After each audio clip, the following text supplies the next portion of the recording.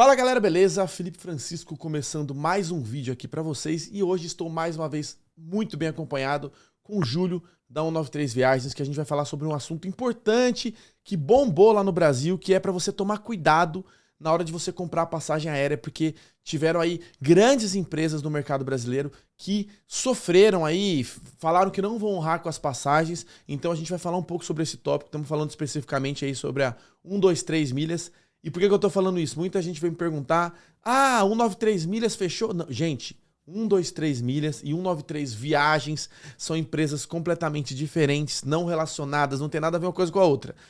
Eu tô indo semana que vem de férias com os amigos, a gente emitiu mais de 8 passagens aí com a 193 viagens, fora hotel, etc. Então não tem nada a ver, né, Júlio? Fala aí pro pessoal um pouquinho.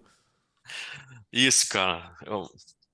Primeiramente, obrigado aí pela oportunidade aí, Felipe, tudo bem? Voltando aí no canal, oportunidade de esclarecer, né, esse fato que aconteceu aí, né, e deixar o pessoal alimentado com as informações corretas. Então, frisando realmente o que tu falou ali, a 193 Viagens não tem nada a ver com 123 milhas, tá? 193, para saber, é só porque são 193 países reconhecidos pela ONU. Então, esse é o sentido de ser 193, tá? Nada a ver com o sentido de conexão com a 123 milhas que aconteceu esse fato essa semana, tá? E aí é até bom a gente estar falando hoje, porque já passou uma semana, mas foi divulgado semana passada, né? Foi na sexta-feira, que foi esse acontecimento que a 123 Milhas não vai honrar com as passagens chamadas passagens flexíveis que eles vendiam, né? E Isso qual é a é reflexão? sacanagem, né? Você compra uma passagem.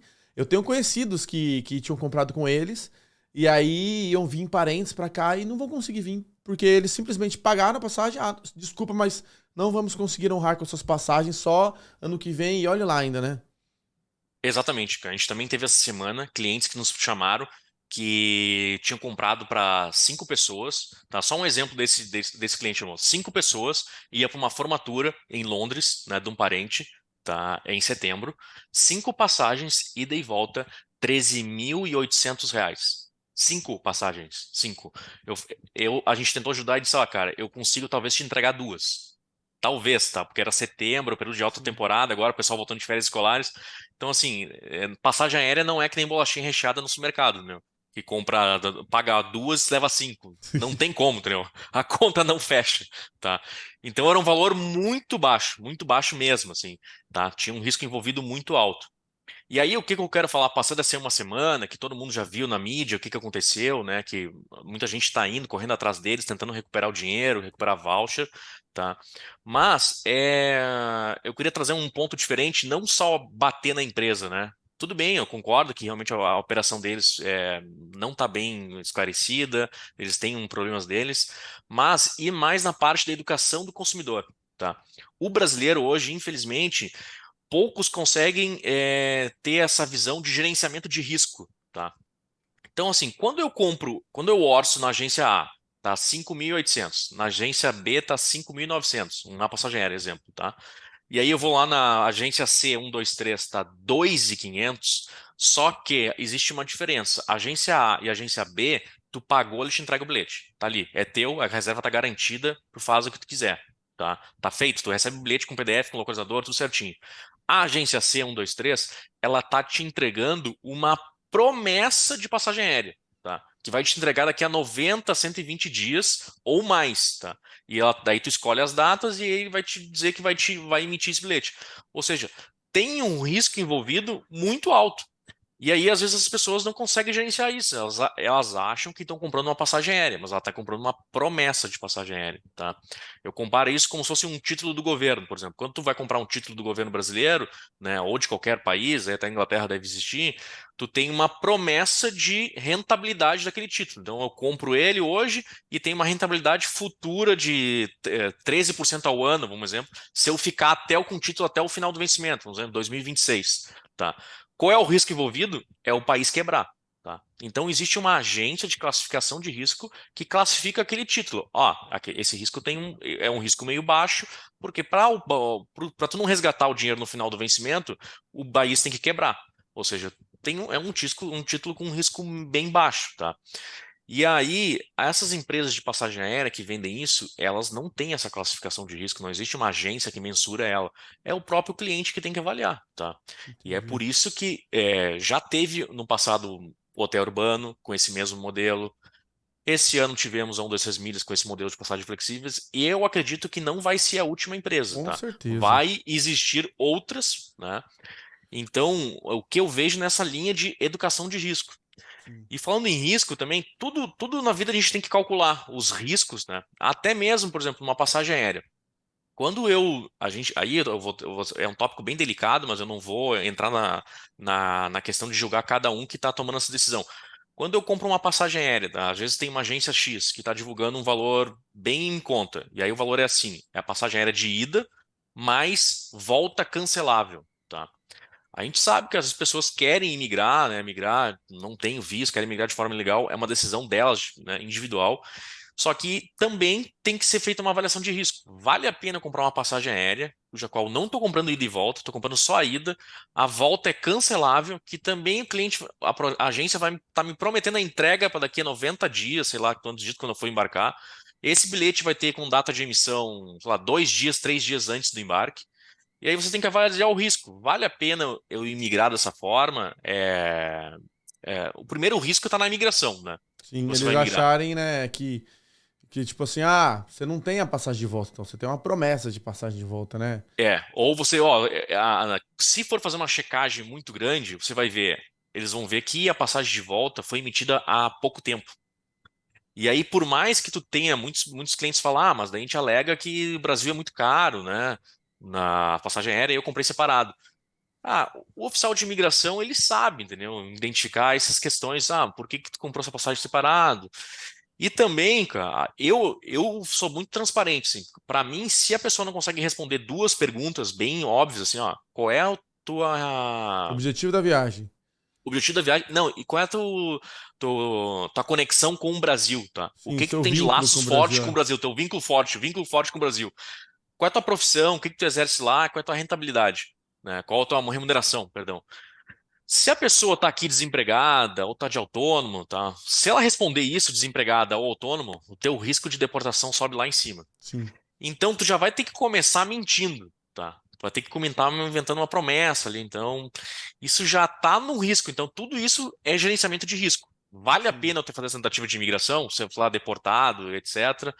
E aí tu tem essas questões que é análise de risco. Assim como eu compro uma passagem aérea para 90 dias, existem outros riscos que eu estou fazendo uma analogia aqui para o pessoal que está vendo o vídeo também gerenciar esses riscos, Sim. se vale a pena tomar essa E decisão. só para deixar claro, pessoal, eu acho que isso vale para todo mundo e eu vou dar algumas experiências aqui. Às vezes eu trabalhava em empresas e o dinheiro não era meu, né? Eu tinha que comprar passagens para ir para certos eventos que o dinheiro não era meu. Então, o meu trabalho era gastar o mínimo possível. Então, eu já cheguei a ter que comprar passagem no Skyscanner, porque no Skyscanner era tudo muito bonito. Você bota lá o destino, aparece a passagem com valor menor. Mas só quem já comprou mesmo sabe que quando você clica para comprar, ele vai te dar vários sites e você vai comprar por sites terceiros. Por exemplo, já comprei Travel Up, não sei o quê. E, cara, é uma burocracia porque você não tem nenhuma condição de mudança, contato é zero, se der problema, provavelmente não vai ter reembolso. Então, quando eu trabalhava com empresa e eu tinha que fazer isso, eu me sentia altamente desconfortável, porque você tinha muito pouco controle. Agora, um exemplo. Empresa minha, a gente está com o Beco Digital, vai fazer aí o domínio digital em outubro de 2021. Temos aí o Júlio como parceiro oficial, que por sinal vai estar aqui com a gente. Fiquei sabendo que vai fazer uma promoção especial pra galera que estiver no evento, mas tudo bem, a gente deixa isso pra depois. Pra mim, cara, às vezes eu vou comprar com o Júlio e ele vai ter um valor minimamente maior do que a Travel Up, porque eu não sei como eles conseguem aqueles valores, mas eu tenho paz de espírito, porque eu tô trazendo grandes palestrantes do Brasil e eu sei que se eu precisar fazer alguma alteração, se der algum probleminha, eu falo com o Júlio e o Júlio vai resolver pra mim. Então é a mesma coisa com vocês. É óbvio que tudo é acordado, ele vai deixar claro, essa passagem tua não é flexível, isso e aquilo, mas muitas das vezes você vai economizar 10, 20 libras, né, pra comprar com uma coisa que você vai ficar totalmente engessado. Então vale esse risco de, às vezes já aconteceu de tipo, meu gerente fala, putz, tem como ficar um dia a mais? E a gente teve que comprar passagem a mais porque não tinha condição de argumentar com essas agências. E sem contar que às vezes Eu falei isso dando um exemplo de caso a passagem da 193 fosse mais cara. Mas ainda assim eles têm preços muito competitivos e a paz de espírito que eu tenho, não tem como falar. Ó, tem aí mais de 8 passagens para a nossa viagem que a gente está fazendo agora. Mais de todos os palestrantes que estão vindo do Brasil. Mais de toda a equipe que está vindo do Brasil. Só esse ano, passagens familiares e tudo mais, eu já devo ter metido mais de, sei lá, umas 60, 70 passagens com o Júlio. E tô vendo a minha agora, por sinal, para ir no final do ano, que tá um... Cá entre nós, é agora ou nunca, se quiser passar o Natal e Ano Novo no Brasil, né? Ou você reserva agora ou depois vai pagar super caro. Tô reservando a minha agora para ir no final do ano também, né? Tudo isso fazendo um gerenciamento de risco e tentando se antecipar com as datas, né? Perfeito, é isso aí mesmo.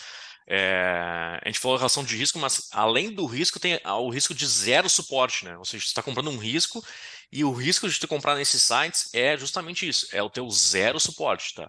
Quando tu tem uma situação com mais dessas milhas, algumas pessoas, por exemplo, se tu comprou no exterior, tu vai ficar dependendo do call center. Algumas pessoas aqui no Brasil, tá? Tamanho desespero, eles foram na sede da empresa.